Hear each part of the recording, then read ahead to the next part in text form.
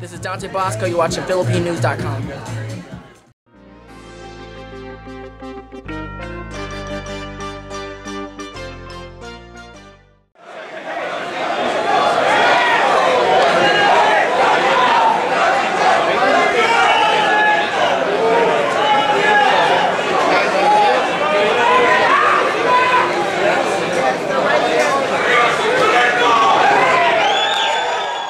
Okay, maayo na, kondisyon na kayo.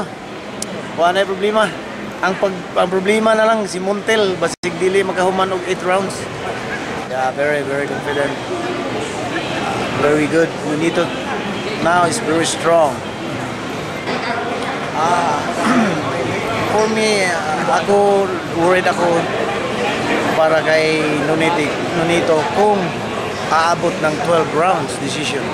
Pero hindi na kailangan na umabot pa ng mahabang round. Kailangan namin 5 rounds tapos na.